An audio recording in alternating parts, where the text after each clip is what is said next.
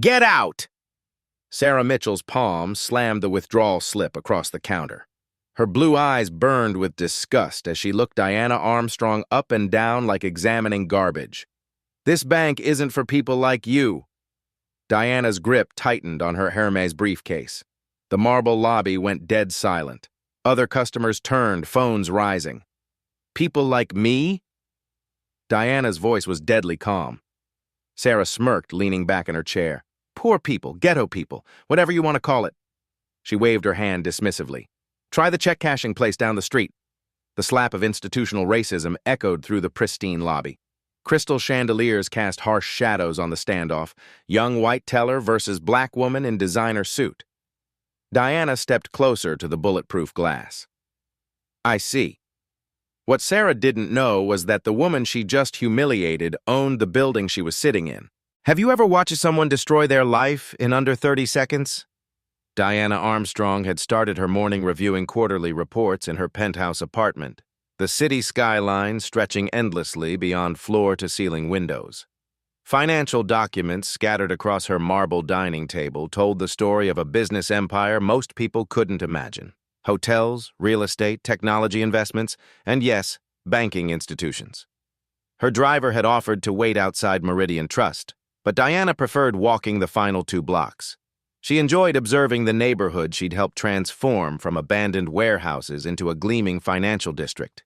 Every building, every street corner held memories of deals she'd orchestrated, investments that had paid off beyond anyone's expectations.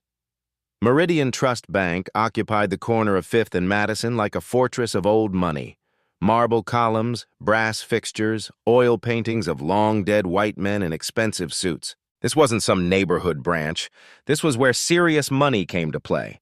Private wealth management, exclusive services, the kind of place that screened clients before they even walked through the doors. Sarah Mitchell had arrived early that morning, as always. 28 years old, blonde hair pulled into a perfect bun, navy blazer pressed to military standards. She took pride in maintaining what she called professional standards. Her supervisor had praised her attention to detail, her ability to spot inappropriate customers before they wasted everyone's time. The morning rush brought the usual parade of suits and briefcases, lawyers heading to court, executives between meetings, trust fund children accessing their allowances. Sarah processed each transaction with mechanical efficiency, barely looking up from her computer screen. When Diana entered the lobby, she paused at the customer service desk. The agent, an older black woman named Mrs. Henderson, smiled with genuine warmth. "Good morning, Miss Armstrong. How can we help you today?" Diana returned the smile. "Just a quick withdrawal, Margaret. Nothing complicated." But instead of heading to the VIP banking suite upstairs, Diana walked toward the general teller windows. She wanted to experience what regular customers faced, especially customers who looked like her.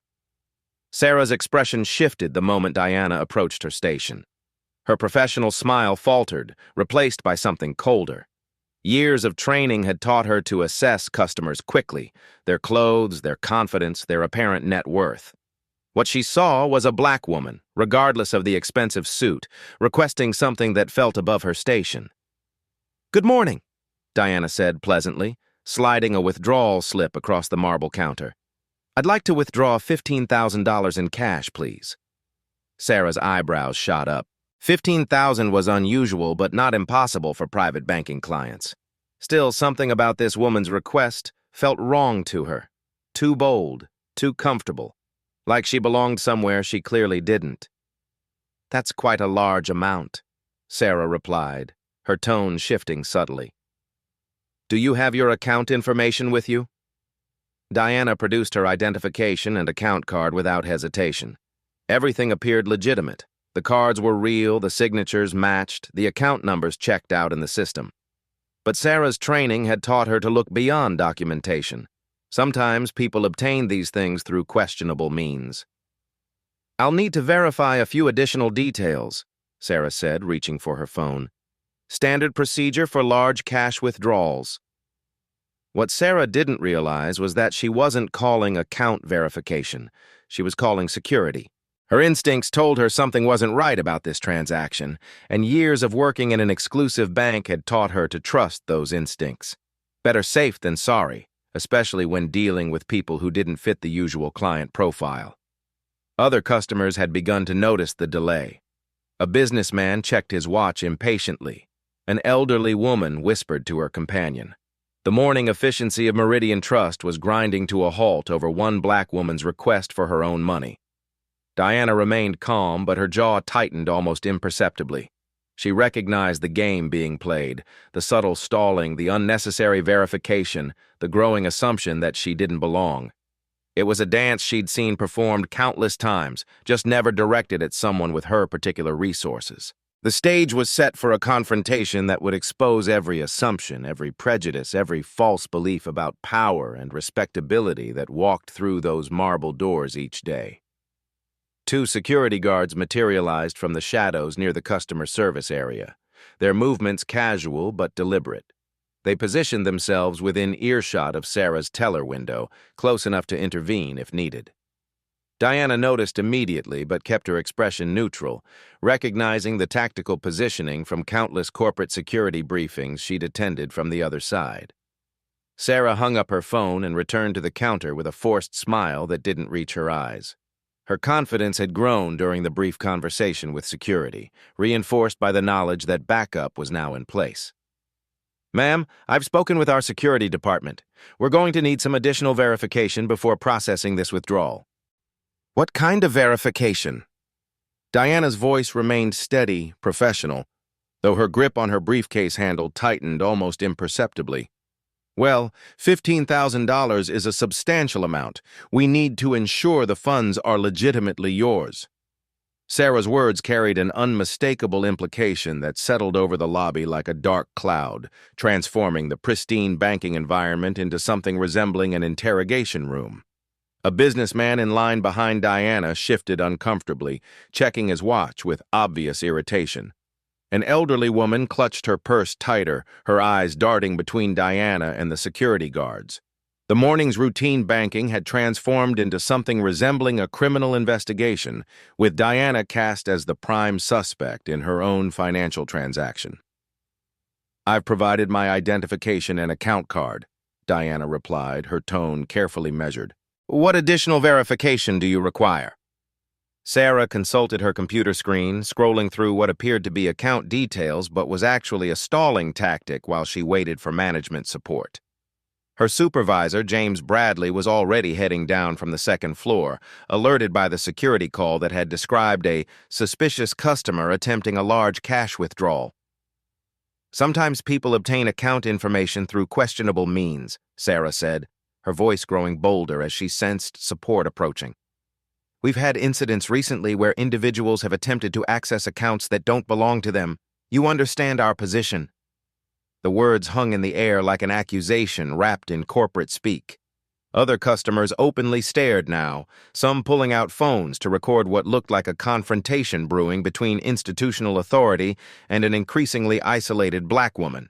Diana's expensive suit and composed demeanor meant nothing to Sarah, who saw only what her prejudices allowed her to see. "Are you suggesting I obtained this account information illegally?" Diana asked, her voice gaining a sharper edge that made Sarah's confidence waver momentarily. "I'm not suggesting anything," Sarah replied quickly, glancing toward the elevator bank where she expected Bradley to appear. "I'm following standard bank procedures for high-risk transactions." "High risk based on what criteria?" Diana pressed. Sarah's mouth opened and closed, searching for an answer that wouldn't expose her true reasoning.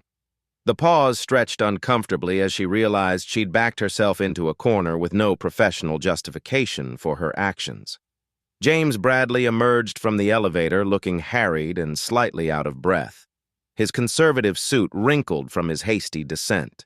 52 years old, graying at the temples, he'd built his career on following protocols and avoiding problems, especially problems that might reflect poorly on the bank's exclusive reputation among its wealthy clientele. "Miss Mitchell, what seems to be the issue here?" Bradley asked, though his eyes remained fixed on Diana with obvious suspicion, taking in her appearance and automatically categorizing her as a potential threat to the bank's orderly operations. "This customer is requesting a large cash withdrawal," Sarah explained, emphasizing the word customer with barely concealed skepticism. I'm following standard verification procedures for suspicious transactions. Bradley nodded approvingly, his middle management instincts kicking in. Of course. Excellent work, Sarah. Ma'am, he turned to Diana, I'm James Bradley, Assistant Branch Manager. I understand you're requesting a substantial cash withdrawal. We need to follow certain protocols to protect our customers and the institution. Diana's patience was wearing thin, but her voice remained controlled. Mr. Bradley, I've provided all required identification. Is there a specific issue with my account that prevents you from processing this withdrawal? It's nothing personal, you understand, Bradley replied, his tone patronizing in a way that suggested he dealt with difficult customers regularly. We've had some incidents recently, people trying to access accounts that don't belong to them. I'm sure you can appreciate our need for caution in these matters. The coded language wasn't lost on anyone present.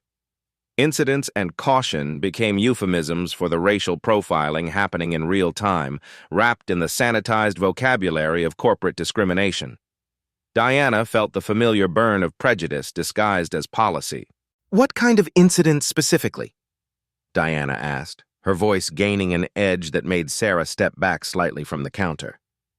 Bradley cleared his throat uncomfortably, realizing he was venturing into potentially dangerous territory. Various forms of fraud, identity theft, people attempting to access accounts using stolen information. You understand, we have a responsibility to our legitimate customers. The lobby had become a theater, with other customers serving as an unwilling audience to institutional racism on full display. Some looked uncomfortable with what they were witnessing, shifting nervously and avoiding eye contact. Others nodded approvingly, their own prejudices validating the bank's actions as necessary security measures. Are you suggesting I'm attempting to commit fraud, Mr. Bradley? Diana's question cut through the tension like a blade, forcing everyone present to confront the accusation being made without directly being stated. Not at all, not at all. Bradley backpedaled quickly, raising his hands in a gesture meant to appear reasonable. We're simply following established procedures. Perhaps you'd be more comfortable scheduling an appointment with one of our private bankers upstairs. Much more appropriate for transactions of this nature. More discreet, you understand. Sarah sensed victory and pressed her advantage, emboldened by Bradley's support. Ma'am, we have to verify that these funds are legitimately yours. Federal banking regulations require extensive documentation for large cash withdrawals, especially when customers aren't familiar with our standard procedures. And you've determined I'm unfamiliar with banking procedures based on what exactly? Diana's voice was dangerously quiet, the kind of controlled calm that preceded either complete surrender or total warfare.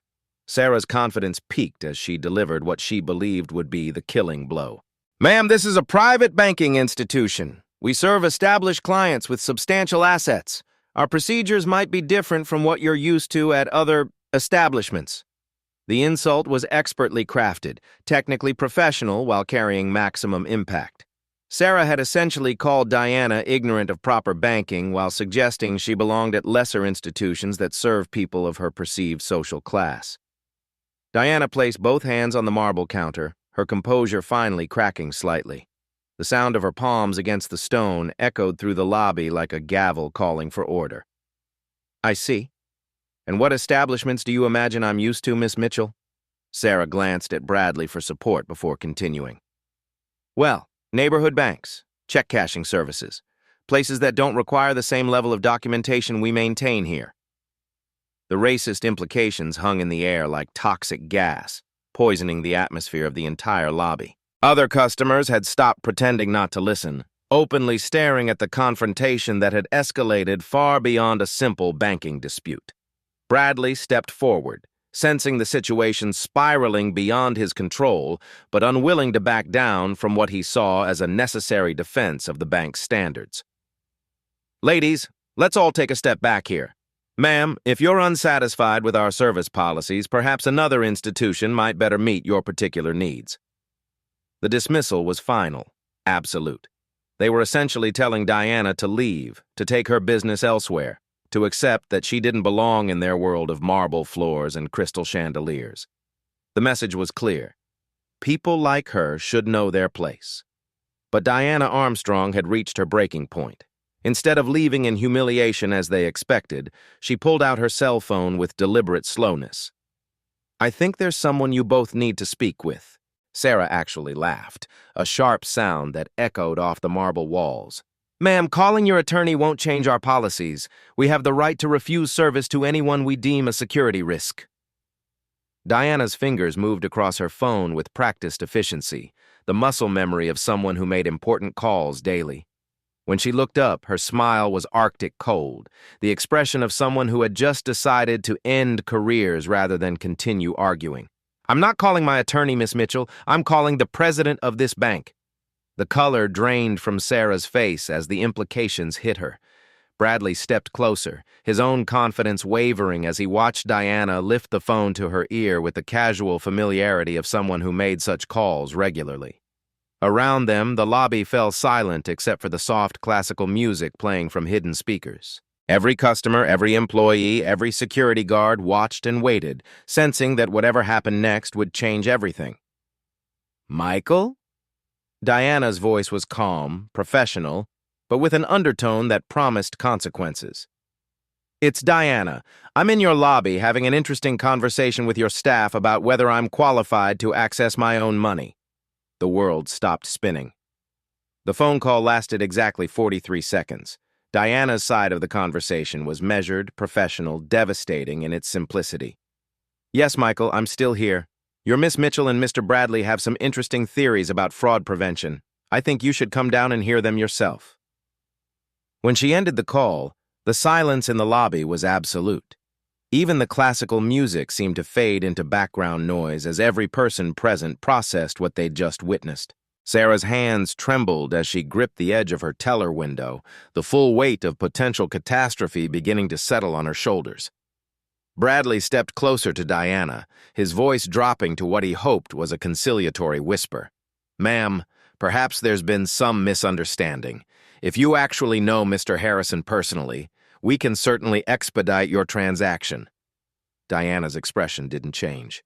"Mr. Bradley, 3 minutes ago you were questioning my right to be in this building. What's changed?" The question hung in the air like a sword waiting to fall. Bradley's face flushed red as he realized his words had trapped him in an admission of discriminatory treatment. Around them, customers shifted uncomfortably, some edging toward the exits as they sensed an institutional meltdown approaching. Sarah abandoned her teller window and rushed to Bradley's side, her professional composure completely shattered.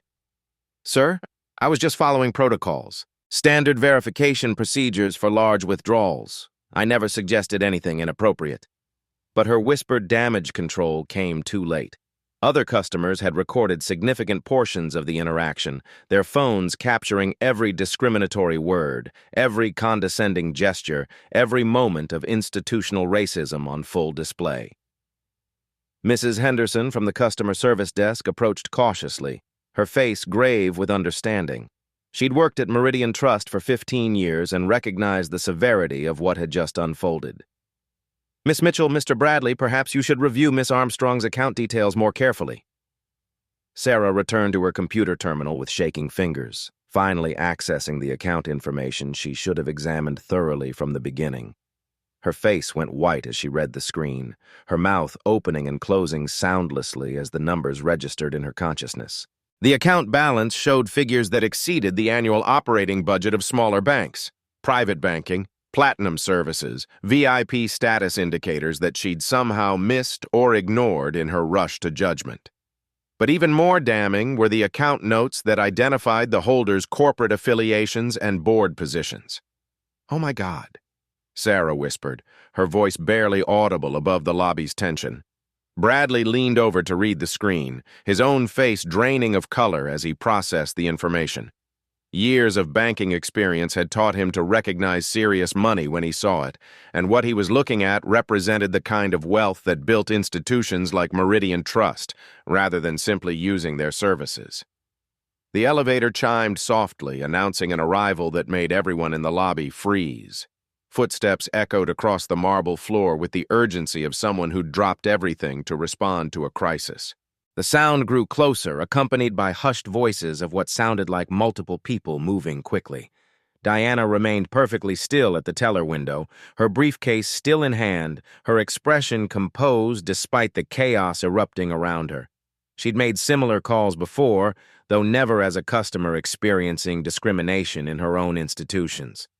The irony wasn't lost on her. She'd spent years implementing diversity policies and cultural sensitivity training, only to discover how easily those measures could be ignored when real prejudice took control. Other bank employees began emerging from back offices, drawn by the unusual commotion in the normally serene lobby. Tellers from other windows watched nervously as their colleague faced what looked like the end of her career. Customer service representatives whispered among themselves, recognizing the signs of an institutional crisis that would ripple through every level of the organization. The security guards maintained their positions but looked increasingly uncomfortable as they realized they'd been called to intimidate someone who apparently warranted the bank president's immediate personal attention. Their training had taught them to respond to threats, but nothing had prepared them for the possibility that the perceived threat might actually be the person signing their paychecks. Social media notifications began pinging on various phones throughout the lobby as recordings of the confrontation started circulating online. The hashtag #MeridianTrust was already gaining traction, with early posts describing racist bank tellers and discrimination at upscale financial institutions. The bank's carefully cultivated reputation for discretion and professionalism was hemorrhaging in real time. Bradley made one last desperate attempt at damage control, approaching Diana with the kind of obsequious smile reserved for very important customers. "Miss Armstrong, I'm sure we can resolve this misunderstanding quickly. Perhaps we could continue this conversation in my office, away from the lobby." Diana's response was quietly devastating. "Mr. Bradley, do you believe this misunderstanding, as you call it, would have occurred if I were white?" The question landed like a physical blow, forcing Bradley to confront the reality of what had happened rather than hiding behind corporate euphemisms. His silence provided the answer everyone in the lobby already knew. The elevator chimed again. Michael Harrison burst through the elevator doors like a man fleeing a burning building. 58 years old, silver-haired, wearing a suit that cost more than most people's monthly salary, he moved across the marble lobby with the desperate urgency of someone whose career was hanging by a thread. But his destination wasn't Sarah's teller window or Bradley's nervous hovering. He walked directly to Diana Armstrong, his face a mask of professional horror mixed with personal mortification. The entire lobby watched in stunned silence as the bank president approached the woman his staff had just humiliated. "Diana!" Harrison's voice carried the weight of someone trying to prevent a disaster that had already occurred. "I am profoundly sorry. What in God's name happened here?" The words hit the lobby like a shockwave. Sarah gripped her teller counter so hard her knuckles went white. Bradley's mouth fell open as he processed the impossible. His bank president was personally apologizing to the woman they'd just attempted to remove from the building. Diana's response was measured, carrying the authority of someone accustomed to corporate crisis management. "Michael, your staff seems to believe I'm not qualified for basic banking services. They've suggested I take my business to check-cashing establishments more suited to people like me." Harrison's face darkened as he turned toward Sarah and Bradley, his expression promising consequences that would echo through their professional lives. "Is this true? Did you actually say that to Miss Armstrong?" Sarah stammered, her earlier confidence evaporating like morning mist. "Sir, I was following standard procedures for large cash withdrawals. I never meant to suggest anything inappropriate." "Standard procedures?" Harrison's voice rose slightly, drawing the attention of every person in the lobby. "What standard procedures require you to question a customer's legitimacy based on their appearance?" The question hung in the air like an executioner's axe. Other customers leaned forward, sensing the approaching revelation that would explain the bank president's obvious panic. Some continued recording, recognizing they were witnessing something unprecedented in the sterile world of corporate banking. Harrison's assistant emerged from the elevator carrying a leather portfolio, her face grim with the understanding of what was about to unfold. She approached quickly, handing Harrison documents that would transform this confrontation from embarrassing customer service failure into institutional catastrophe. "Ladies and gentlemen," Harrison addressed the entire lobby, his voice carrying the formal tone of someone making an announcement that would be remembered and repeated.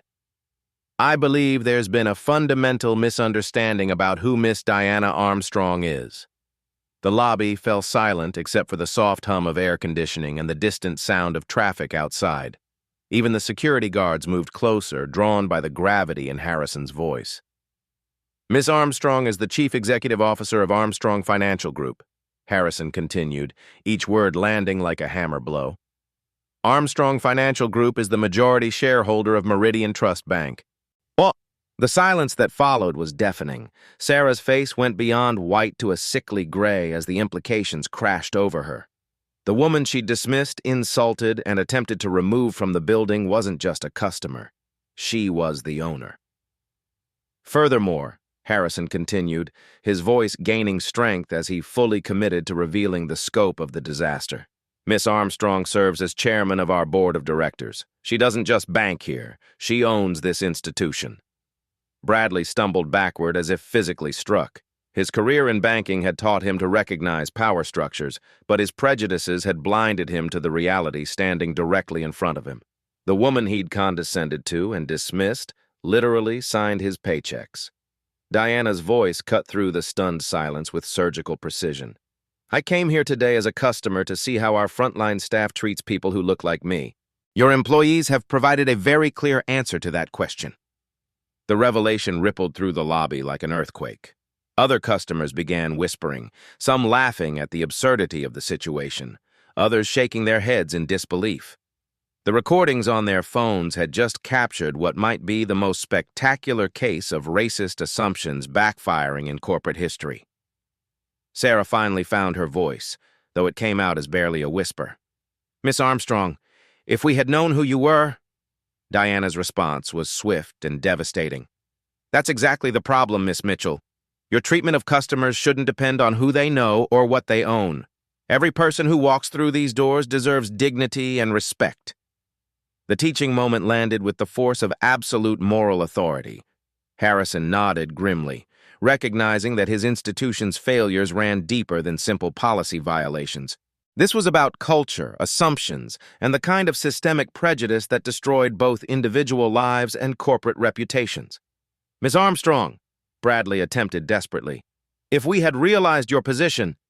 "Mr. Bradley," Diana interrupted, her voice carrying decades of experience dealing with institutional discrimination, "you've just admitted that your professional courtesy depends on perceived status rather than basic human decency." The lobby had become a classroom, with Diana delivering a master course in corporate accountability to an audience that included employees, customers, and the growing online community watching through various live streams. The bank's carefully maintained image of discretion and professionalism was dissolving in real time. Harrison addressed his staff with the grim authority of someone preparing to implement immediate consequences. "This isn't just about customer service failures. This is about the fundamental values our institution claims to represent." One of the customers, an elderly businessman who'd been recording the entire interaction, stepped forward. "Ma'am, I want you to know that what I witnessed here was disgraceful. Your employee's behavior was completely unacceptable." His words triggered a cascade of similar statements from other witnesses, each person adding their voice to what was becoming a public reckoning with institutional racism. The lobby transformed from a place of quiet financial transactions into a forum for moral accountability. Diana surveyed the scene with the composure of someone who'd faced similar battles throughout her career, though never with such dramatic stakes. "This situation will serve as a case study for every employee in our organization. We will examine how our culture allowed this to happen and ensure it never happens again." The portraits of distinguished white men that lined the lobby walls seemed to watch the proceedings with silent judgment. Among them, largely unnoticed until now, hung a professional photograph of Diana Armstrong herself, identified as board chairman. The irony was complete. Sarah and Bradley had discriminated against someone whose picture was literally watching them from the wall. Harrison's phone buzzed constantly as news of the incident began spreading through banking industry networks. The story was already being shared across social media platforms, with early posts describing it as the most spectacular case of racist assumptions meeting corporate reality in recent memory. The revolution had begun with a simple withdrawal request. It would end with fundamental changes to how the entire banking industry approached diversity, respect, and human dignity. Within 30 minutes of Diana's revelation, the executive conference room on the third floor had been transformed into a crisis command center. Harrison sat at the head of the polished mahogany table, his face grave as he reviewed security footage that captured every damning moment of the lobby confrontation. Diana occupied the chair to his right, her expression composed but unforgiving as she watched her own humiliation play out in high definition. "Roll it back to the beginning," Diana instructed, her voice clinical in its detachment. "I want to see exactly when Miss Mitchell decided I was unworthy of basic courtesy." The footage revealed the full scope of the discrimination with brutal clarity. Frame by frame, the security cameras had captured Sarah's initial dismissive glance, her condescending body language, her deliberate stalling tactics. Most damning was the moment when she'd called security, her mouth clearly forming the words "suspicious customer" while pointing directly at Diana. Janet Walsh, the bank's human resources director, had arrived within minutes of being summoned, her usually immaculate appearance slightly disheveled from her rushed journey. She'd brought Diana's complete personnel file, Sarah's employment records, and Bradley's performance reviews, documents that would soon become evidence in what promised to be a comprehensive investigation. "This is a catastrophe," Walsh muttered, reviewing Sarah's training completion records. "Look at this. She completed our diversity and inclusion training just 6 months ago, passed with flying colors, even received commendations for her professional demeanor." Diana's laugh was bitter. "Training means nothing if the underlying attitudes remain unchanged. Miss Mitchell didn't suddenly become racist this morning. She simply revealed beliefs she'd been harboring all along." The social media monitoring team had set up laptops around the conference table, tracking the viral spread of the incident across multiple platforms. #Meridian Trust was trending nationally, with video clips of the confrontation racking up millions of views. The comments ranged from outraged support for Diana to heated debates about discrimination in corporate America. "We're getting calls from news outlets," reported Marcus Brooks, the bank's communications director. "CNN, MSNBC, Fox Business. They all want statements about the incident. The Washington Post is already working on a feature story about racism in elite banking." Harrison rubbed his temples, recognizing that damage control was becoming impossible. "What's our legal exposure here?" The bank's general counsel, Patricia Hernandez, consulted her notes with the grim efficiency of someone calculating potential disasters. "Discrimination lawsuits are almost certain. Federal civil rights violations are possible. If the Justice Department decides to investigate our lending practices, we could be looking at consent decrees, federal oversight, massive fines." But Diana raised her hand, stopping the legal speculation. "This isn't about lawsuits or settlements. This is about institutional change. I want to know how our culture allowed this to happen and what we're going to do to prevent it from ever happening again." The investigation began immediately. Employee interviews were conducted throughout the afternoon, revealing a pattern of subtle discrimination that had been tolerated or ignored for years. Teller supervisor Maria Santos broke down during her interview, admitting she'd witnessed Sarah make similar comments about other minority customers but hadn't reported them.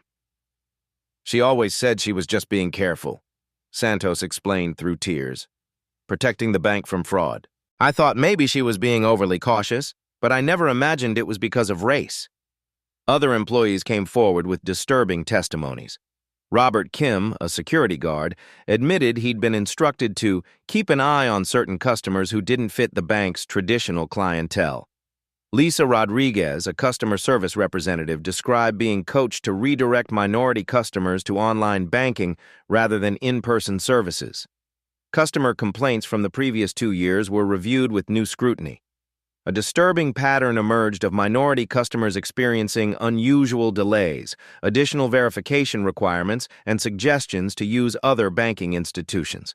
Complaints that had been dismissed as isolated incidents now revealed systemic discrimination. Dr. Kevin Washington, a prominent surgeon, had complained 8 months earlier about being questioned extensively while attempting to deposit a six-figure insurance settlement check. His complaint had been dismissed as a misunderstanding. Now it read like a preview of Diana's experience. Attorney Jasmine Parker had filed a formal complaint about being asked to provide 3 forms of identification for a routine wire transfer, while white customers with smaller transactions sailed through with minimal verification. Her complaint was buried in bureaucratic responses about enhanced security protocols. The evidence painted a picture of institutional racism disguised as prudent banking policies. Sarah Mitchell wasn't a rogue employee. She was the logical product of a culture that had systematically devalued minority customers while maintaining plausible deniability. Bradley's interview was particularly devastating. Under direct questioning, he admitted to supporting Sarah's actions because he'd assumed Diana didn't fit the profile of a typical Meridian Trust customer. His definition of appropriate clients revealed deeply ingrained biases about race, class, and worthiness that permeated his management philosophy. "I've been in banking for 25 years, Bradley said defensively. "You develop instincts about people. You can usually tell who belongs and who doesn't." "Based on what criteria?" Diana asked, her voice dangerously quiet. Bradley's attempted explanation revealed the depth of his prejudiced assumptions. "Well, you know, the way they dress, how they speak, whether they understand our procedures. Banking is about trust and reputation." "And you determined I was untrustworthy because of my race?" Diana pressed. No, that's not what I meant," Bradley backpedaled frantically. "It's about patterns, statistics, risk assessment." Diana's response was devastating. "Mr. Bradley, you've just described racial profiling with corporate vocabulary. The result is identical whether you call it risk assessment or racism." The security footage review expanded beyond the morning's incident to include interactions from previous weeks. Pattern recognition software identified numerous instances where minority customers had received different treatment than white customers making similar requests.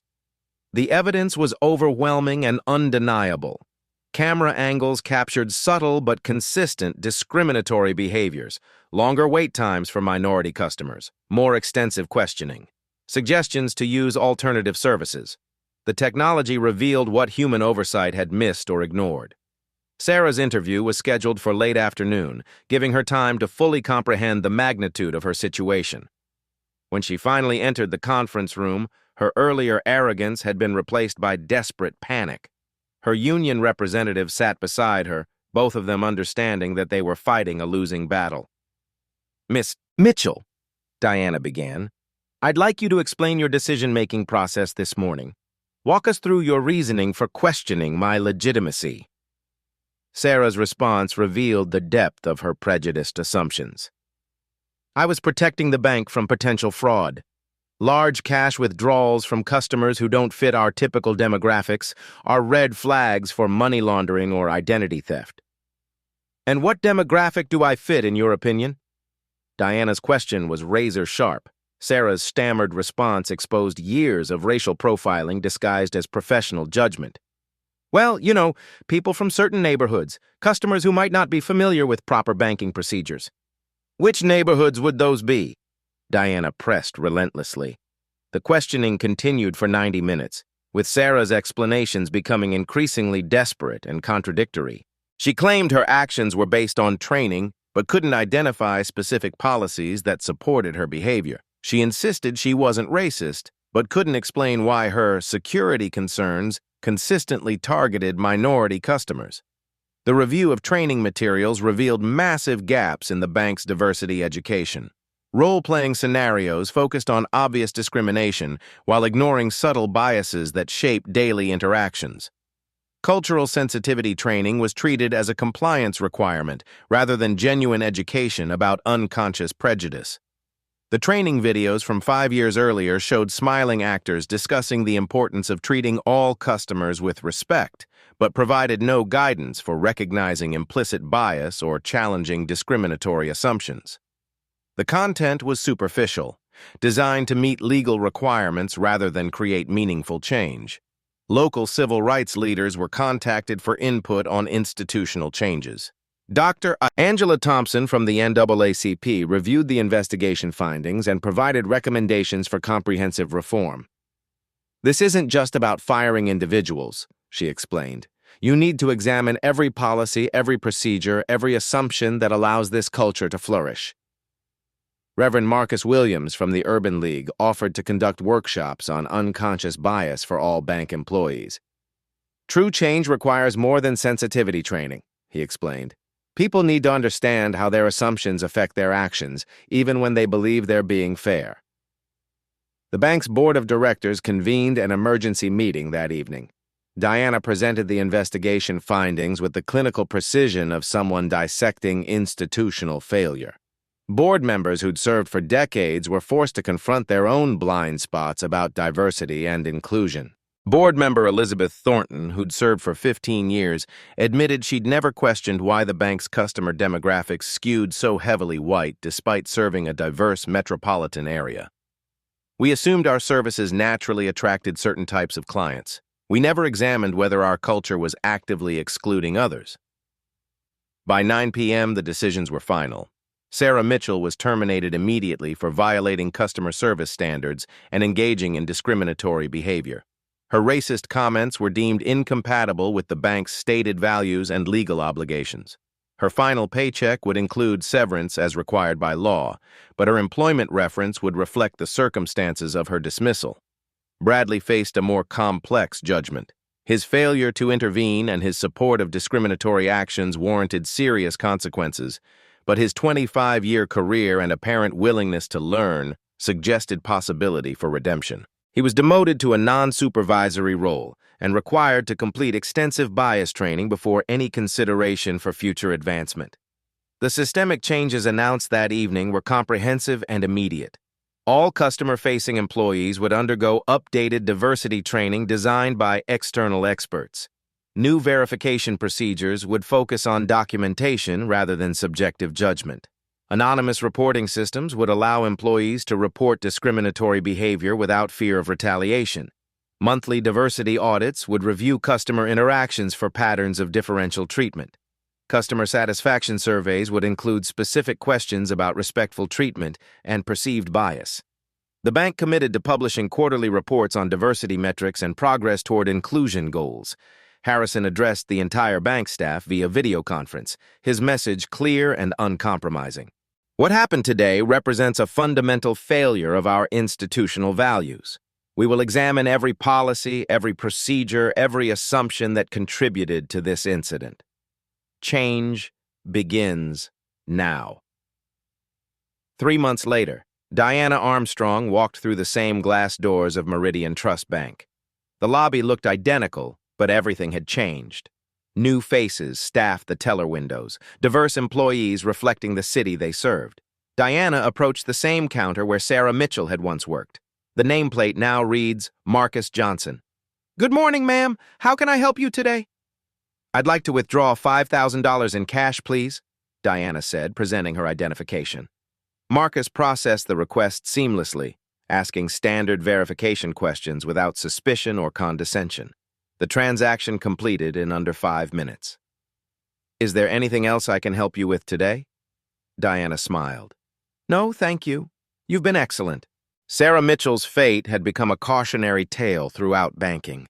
Unable to find employment at any major financial institution, she'd been forced to leave the city. Her discriminatory behavior, captured on viral video, had made her unemployable in banking. The irony was complete. The woman who'd suggested Diana use check-cashing services was now working at one herself, in a small town where her reputation hadn't preceded her. James Bradley's journey took a different path. His demotion had been painful but transformative.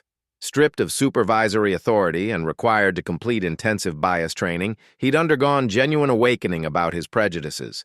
Now working as a loan processor, Bradley had become an effective advocate for inclusive practices. His presentations to new employees carried the weight of lived regret. "I spent 25 years thinking I was being professional," Bradley would tell training classes. "What I was actually doing was perpetuating exclusion based on assumptions I didn't realize I was making." The transformation at Meridian Trust attracted national attention. Harvard Business School added the incident to their curriculum as a case study in institutional racism and corporate accountability. The bank's response had become a model for other organizations. Customer satisfaction scores improved dramatically across all demographics. The bank's inclusive environment attracted new clients from previously underserved communities. The incident that threatened to destroy their reputation had ultimately strengthened their market position. Federal regulators completed their investigation without imposing fines, citing the bank's proactive response and comprehensive reforms.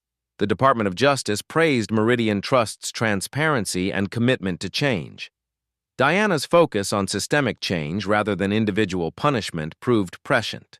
Reforms at Meridian Trust influenced policy changes at banks nationwide, creating ripple effects extending far beyond one discriminatory incident.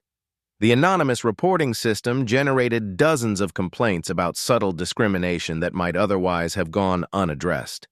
Monthly diversity audits revealed and corrected unconscious biases in lending practices and customer service protocols.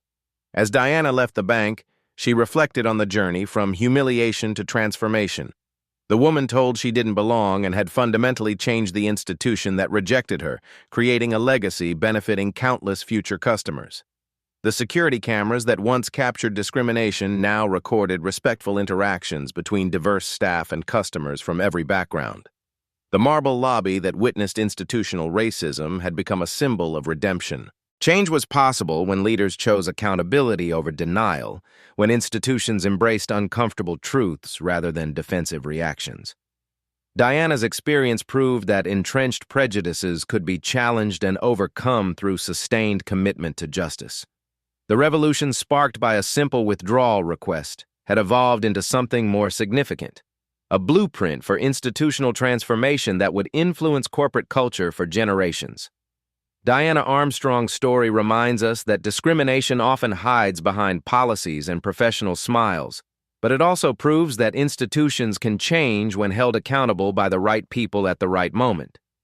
The woman who walked into Meridian Trust that morning wasn't seeking confrontation. She was conducting a simple test of her own institution's values. What she discovered was a culture of assumptions that had operated unchallenged for years, protected by the very authority structure she happened to control. Sarah Mitchell's downfall wasn't just about one racist comment. It was about a system that had taught her to see certain people as unworthy of basic respect. Her assumptions cost her everything because she made them about someone with the power to demand accountability. But this isn't a story about revenge. It's about the possibility of genuine change when leaders choose transformation over damage control. Diana could have quietly fired the offending employees and moved on. Instead, she chose to examine every assumption, every policy, every cultural norm that had enabled discrimination to flourish. The ripple effects continue today. Banking institutions across the country have updated their training programs, implemented bias audits, and created reporting systems for discriminatory behavior. Federal regulators now require annual diversity assessments. Industry conferences feature panels on inclusive customer service. Most importantly, thousands of customers who might have faced similar discrimination now receive the respect they deserve. The marble lobbies and crystal chandeliers remain, but the barriers to dignity have been systematically dismantled. Change doesn't happen overnight, and it's never perfect. But Diana's experience proves that progress is possible when people refuse to accept "that's just how things are" as an answer. Every person who walks through those bank doors now benefits from one woman's decision to demand better. The next time you witness discrimination, whether subtle or obvious, remember that silence is complicity. Whether you own the building or simply stand in the lobby, you have the power to speak up, to demand accountability, to insist that respect isn't earned by status, but owed by humanity. Have you ever made assumptions about someone that turned out to be completely wrong? Have you ever stayed silent when you witnessed unfair treatment? What would you have done in Diana's situation? In the other customers' positions?